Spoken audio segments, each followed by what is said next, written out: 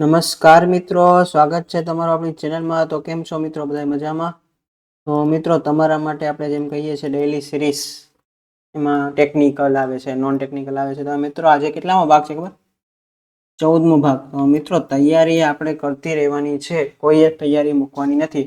કારણ કે ઘણા એમાં શું છે કે જે છેલ્લા દિવસો છે ને તૈયારી મૂકી દે કે હવે થઈ ગયું ને આમ, પણ છેલ્લા દિવસમાં આપણે લડી લેવાનું છે। આપણા જેટલા વિદ્યાર્થી છે જે આપણી જોડે જોડાયેલા છે એને કોઈ કોર્સ કાંઈ મૂકવાનું નથી।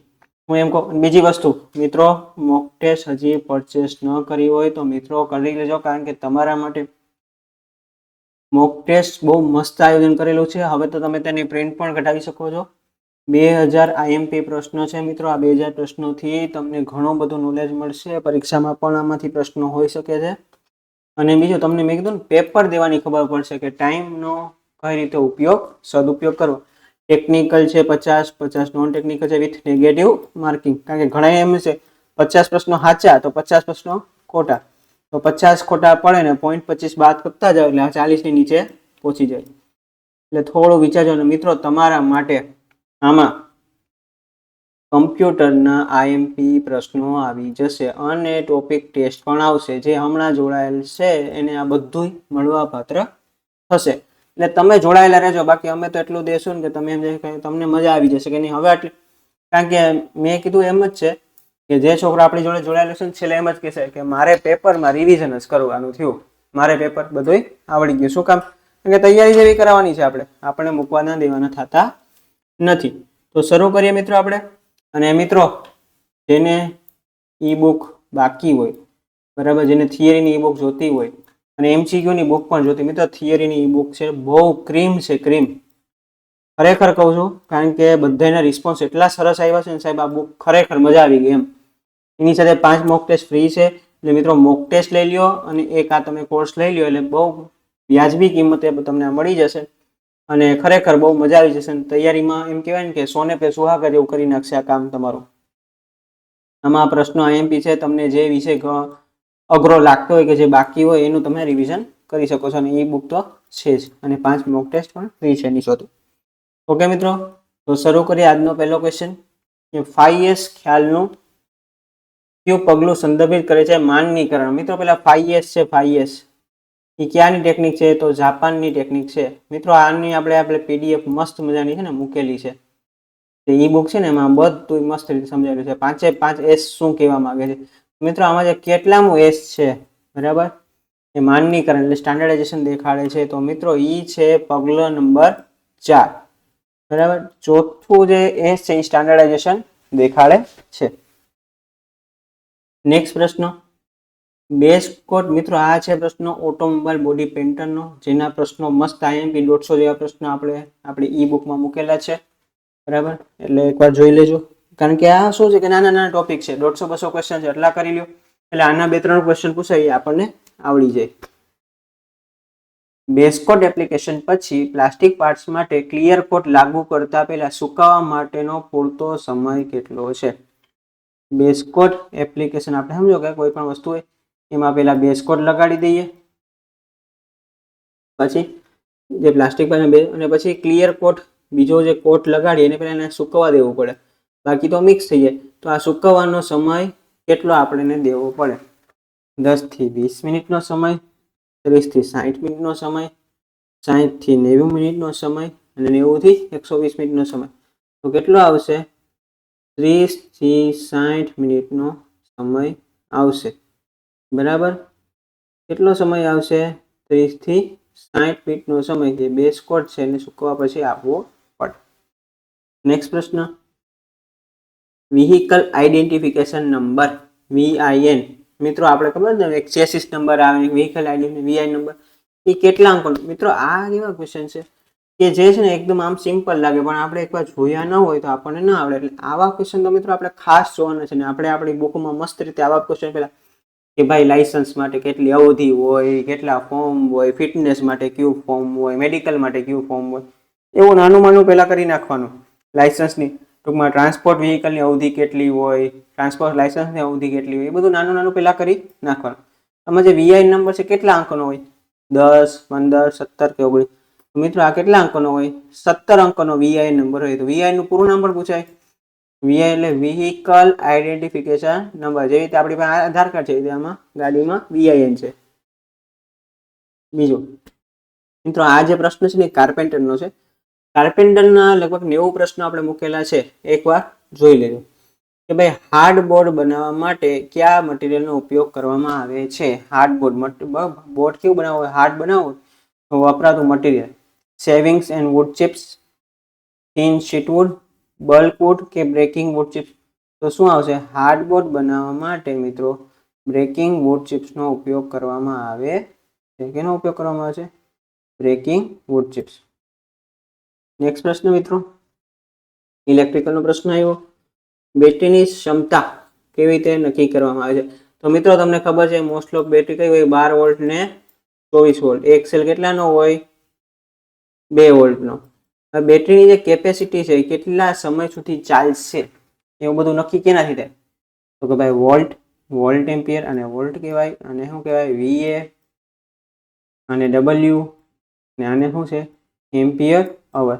તો મિત્રો બેટરી કેટલા કલાક ચાલશે, કેટલા સમય ચાલશે એ હંમેશા એ છે, એટલે કે મિત્રો આમાં એમ્પિયર અવર તમારે ગણવાનું છે. બરાબર, આ થોડું આમાં મિસ્ટેક થઈ ગઈ છે. બેટરીની ક્ષમતા એટલે એમ્પિયર અવર ગણવાની થશે.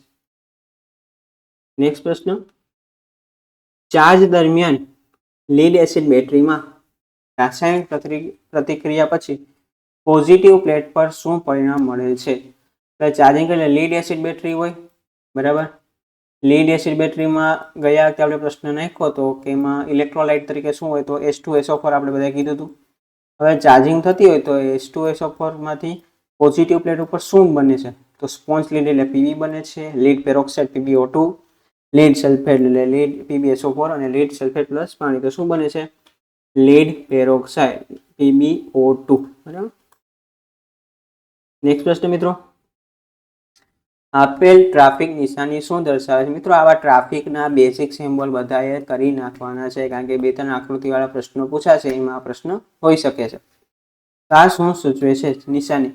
તો ક્રોસ રોડ એટલે કે 4 રસ્તા સૂચવે છે, traffic diversion, two way operation, slippery road લપસી પડાય તેવો રસ્તો. તો શું સૂચવે છે મિત્રો? આ શું સૂચવે છે? 2-વે ઓપરેશન એટલે કે બંને બાજુ જઈ શકાય છે. ખાલી આમ હોય તો આપણે શું કહીએ? 1 વે, એક જ દિશા, એક જ બાજુ તરફ જવાનો રસ્તો આ બાજુ. અને આ નિશાની હોય તો બંને તરફ આવ જાવ થઈ શકે છે. 2-વે ઓપરેશન. નેક્સ્ટ પ્રશ્ન મિત્રો, મોટર વ્હીકલ અધિનિયમમાં LLD ફોર્મનો ઉપયોગ જણાવો. મિત્રો શું છે મોટર વ્હીકલ LLD ફોર્મ? તો LLD ફોર્મ એટલે શું? નો ઓબ્જેક્શન સર્ટિફિકેટ, મોટર વાહનનું registration, medical certificate, driving licence ખોવાઈ જવાની સૂચના. તો મિત્રો જે LLD ફોર્મ છે એને કહેવાય છે ડ્રાઇવિંગ લાયસન્સ ખોવાઈ જવાની સૂચનાને LLD ફોર્મ કહેવામાં આવે છે. ખોવાઈ ગયું એટલે આપણે આ પોલીસ જઈને આ ફોર્મ ભરવું પડે અને માહિતી દેવી પડે, અને પછી નવું ડ્રાઇવિંગ લાયસન્સ આપણે કઢાવી શકીએ. પછી આવશે TDC, પહેલા વાલ્વ ખુલે છે તેના સંદર્ભમાં કયો છે? એટલે તો મિત્રો TDC એટલે મિત્રો ટોપ, ડેડ અને સેન્ટર. મિત્રો BDC આવે તો તમને ખબર છે ને મિત્રો, બધાને આઈડિયા હોવો જોઈએ. BDC આવે તો શું હોય? Bottom, dead, center. TDC valve પહેલા કોઈ ઓવરલેપ કહેવાય, લીડ કહેવાય, લેગ કહેવાય કે રિટર્ડ કહેવાય? તો એને શું કહેવામાં આવશે? લીડ. શું કહેવામાં આવશે? લીડ. મિત્રો તમે અમારી જોડે જોડાયેલા રહેશો ને તો આના પછી મેં ગયા વખતે WCS, હવે ED નો લેક્ચર લાવશું, પછી ટાયરના પ્રશ્નો લાવશું. બસ તમારે વિડીયોને લાઇક કરવાનો છે ને તમારા મિત્રોને શેર કરવાનો છે, ને આપણી એપ્લિકેશનમાં તમારે જોડાવાનું છે. ઘણું બધું મિત્રો IMP કન્ટેન્ટ તમને મળશે. મેં કીધું હતું કંડક્ટરમાં આપણે ગુજરાતમાં ફર્સ્ટ હતા તો હેલ્પરમાં પણ ગુજરાતમાં પહેલા નંબરે થવાનું છે. એના પછી કેટલા પ્રકારના ઓક્સી એસિટિલિન ફ્લેમ્સ સેટ કરી શકાય છે? બરાબર, વેલ્ડરનો પ્રશ્ન છે. તો ઓક્સિજન 2 પ્રકાર, 3, 4 કે 5? તો શું આવશે? 3 પ્રકારના ઓક્સી એસિટિલિન ફ્લેમ આપણે સેટ કરી શકીએ. કેટલા પ્રકારના? તો કે 3 પ્રકાર. એના પછી મિત્રો થર્મોસાઇફન સિસ્ટમમાં પાણીનું સ્તર કેટલું નીચું આવે છે? બરાબર, થર્મોસાયકલ સિસ્ટમ હોય ને જેના કુલિંગ માટે પાણીનું સ્તર કેટલું નીચું આવે, સર્ક્યુલેશન બંધ થાય તેટલું, સર્ક્યુલેશન હાઈ થાય તેટલું, સર્ક્યુલેશન ચાલુ રહે તેટલું, કે સર્ક્યુલેશન ઓછું રહે તેટલું. તો કેટલું થશે મિત્રો, સર્ક્યુલેશન જ્યાં લગી બંધ ન થાય કુલિંગ માટેનું ત્યાં એટલું લેવલ આનું રહે છે. એટલે જે સમજો કે આ લેવલ છે ને અહીંયા સર્ક્યુલેશન પૂરું ન થાય ત્યાં સુધી આનું લેવલ ઘટતું નથી. એ સર્ક્યુલેશન બંધ થાય તેટલું આનું લેવલ નીચું આવે છે કોના, થર્મોસાયકલ સિસ્ટમમાં. બરાબર છે મિત્રો. આપેલા સોલ્ડરિંગ જોઈન્ટનું નામ જણાવો. સોલ્ડરિંગ કરેલું છે ને મિત્રો અહીંયા, એ જોઈન્ટનું આપણે નામ દેવાનું છે. તો કે નોકડ અપ જોઈન્ટ, કોર્નર સીમ જોઈન્ટ, પેન ડાઉન જોઈન્ટ, કે ગ્રુડ અથવા લોક સીમ. તો શું આવશે મિત્રો, નોકડ અપ જોઈન્ટ, જેનો અપ ટાઈપ છે એટલે નોકડ અપ જોઈન્ટ. મિત્રો કોર્સની ડિટેલ્સ આવી ગઈ છે, હજી 20 દિવસ બાકી છે. બરાબર, તો આપણે આરામથી આ કોર્સની તૈયારી થઈ શકે છે, કારણ કે આમાં મિત્રો મોક ટેસ્ટ પણ આવી. જો મિત્રો આ કોર્સમાં શું છે, મોક ટેસ્ટ આવી જશે, પછી ઈ બુક આવી જશે, વિડીયો લેક્ચર્સ પણ આવી જશે, બધુંય આવી જશે. અને ટેકનિકલ, નોન ટેકનિકલ, કમ્પ્યુટર બધુંય ટૂંકમાં ટોટલી. એટલે હજી પણ મોડું નથી થયું, હજી પણ તમે તૈયારી કરો અને 7 થી 8 કલાક 10 કલાકનું રિવિઝન કરો તો આ તમારા માટે બેસ્ટ છે. અને મિત્રો હજી કહું છું, છેલ્લો સમય છે, લડી લેજો, પછી અફસોસ ન થાય.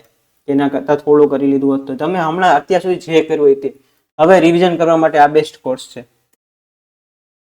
ટેકનિકલમાં જો સ્પેશિયલ ટ્રેડની ટેસ્ટ, ઈડી, ડબ્લ્યુસીએસના મોસ્ટ ટાઈમથી પ્રશ્નો. મિત્રો આપણે જે લેક્ચર મૂક્યો તેમાં જોયા ને, પ્રશ્ન એકદમ સિમ્પલ પૂછાતા તોય લોકોને એની આઈડિયા નથી. શું કામ? કારણ કે એવું ક્રીમ કન્ટેન્ટ જ નથી મળ્યું. આપણે એવું ક્રીમ કન્ટેન્ટ દીધું છે. એટલે જે લોકો જોડાયેલા એને પૂછો કે શું કરે, ગુજરાત જ્ઞાનની એપ્લિકેશનનો કોર્સ કરો એટલે ઇનફ થઈ ગયું. 20 mock test, ebook with video lectures. Okay મિત્રો, નેક્સ્ટ પ્રશ્ન જોઈએ.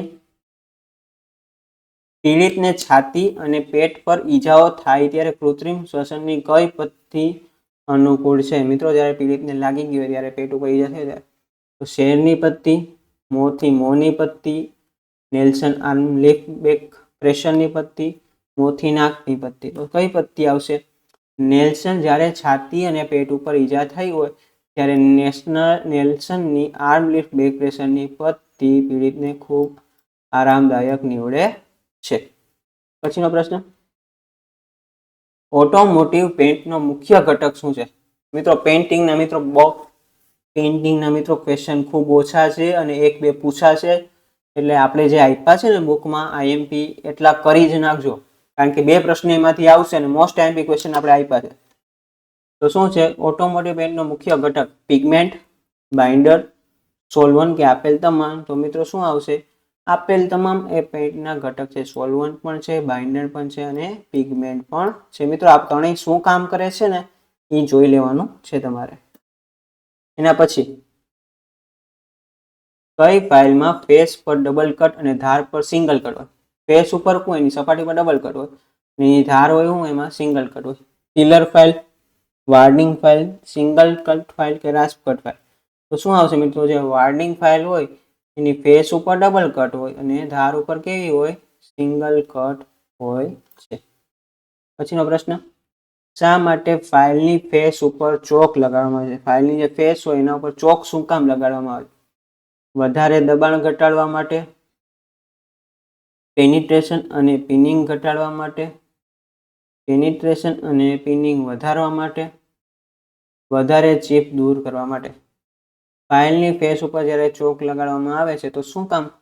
તો મિત્રો શું કરવા માટે? પેનિટ્રેશન એટલે જે ઘર્ષણ છે અને પિનિંગ શું કરવા માટે? ઘટાડવા માટે ફાઇલની ફેસ ઉપર ચોક લગાડવામાં આવે છે. બરાબર, આ નાનો પ્રશ્ન છે તો બહુ અગત્યનો. નેક્સ્ટ, ડ્રિલિંગ મશીનમાં કયો ભાગ ભિન્ન ગતિ આપે છે? મશીનમાં આપણે સ્પીડ અલગ અલગ જોતી હોય તો આપણે શેનો ઉપયોગ કરવાનો? Step pulley, flat pulley, jockey pulley, fast અને લૂઝ પુલી.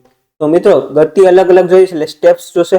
એટલે સ્ટેપ પુલીનો ઉપયોગ કરી આપણે ડ્રિલિંગ મશીનમાં ભિન્ન ગતિ મેળવી શકીએ છીએ.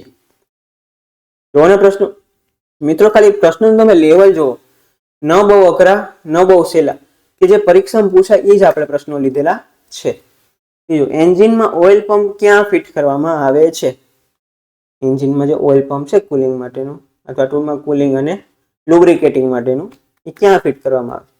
ક્રેન્કકેસથી દૂર, અલગ, ઓઇલ ફિલ્ટરની નજીક, સિલિન્ડર બ્લોકની ઉપરના ભાગમાં, ક્રેન્કકેસની નીચેના ભાગમાં. તો ક્યાં આવશે મિત્રો? ક્રેન્કકેસની નીચેના ભાગમાં એન્જિનનું ઓઇલ પંપ ફિટ કરવામાં આવે છે, જે લુબ્રિકેશન માટે ખૂબ અગત્યનું છે. સ્નીપની મહત્તમ કટિંગ ક્ષમતા, જે સ્નીપ છે એની મહત્તમ કટિંગ ક્ષમતા કેટલી? 1.2 mm. મિત્રો mm એટલે મિલીમીટર. મિત્રો આનું કન્વર્ઝન ખાસ શીખજો. mm એટલે મિલીમીટર, મિલીમીટર ટુ મીટર, મીટરનો 1000મો ભાગ થાય. કેટલામો? 1000મો ભાગ એટલે mm. મિત્રો આ મૂક્યું છે, એકવાર અવશ્ય જોઈ લેજો. કન્વર્ઝન IMP છે, એકાદ પ્રશ્ન હોવાની શક્યતા છે. તો સ્નેપની મહત્તમ કટિંગ 1.2 mm જાડાઈ, 2.4 mm જાડાઈ, 3.6 mm જાડાઈ કે 4.8 mm જાડાઈ. તો કેટલી હશે? સ્નેપની મહત્તમ કટિંગ ક્ષમતા છે 1.2 mm જાડાઈ. એટલે એની કટિંગ ક્ષમતા. પછી ઓટોમોબાઈલ બોડી રિપેર શોપમાં કયા પ્રકારની પેન્ટ સ્પ્રે ગન વપરાય છે? મિત્રો તમે જોતા હશો કે પેન્ટ જે સ્પ્રે થતો એ ગન કઈ ટાઈપનું નામ શું છે? Cylindrical spray gun, suction cup spray gun, pressure pot spray gun કે ઓવલ સ્પ્રે ગન? તો મિત્રો એનું જે નામ છે એ શું છે? Suction cup spray gun.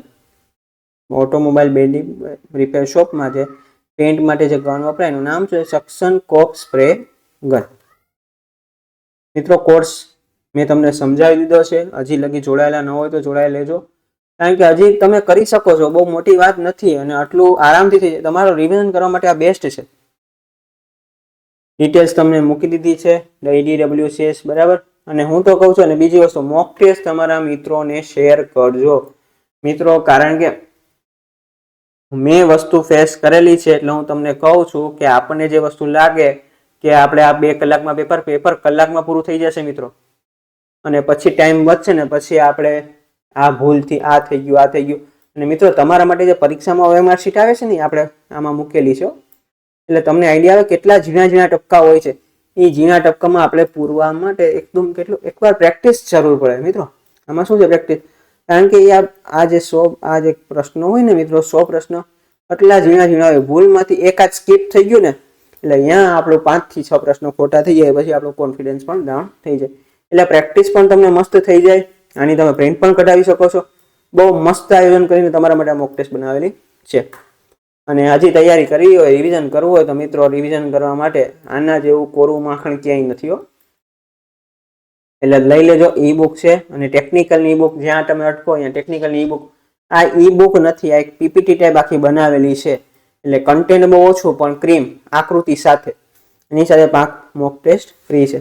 તો મિત્રો તમારા માટે આટલું કર્યું છે, તો તમારે પણ અમારી સાથે જોડાઈને તૈયારી કરવાની છે. ગુજરાતમાં 1લો નંબર લાવવાનો છે અને આવશે જ. જે અમારી સાથે જોડાયેલા રહેશે એનો નંબર પણ આવશે. તો મિત્રો આજે આટલું રાખીએ. હવે મળશું નવા લેક્ચરમાં એક નવા વિડીયો સાથે. ચાલો, થેન્ક યુ.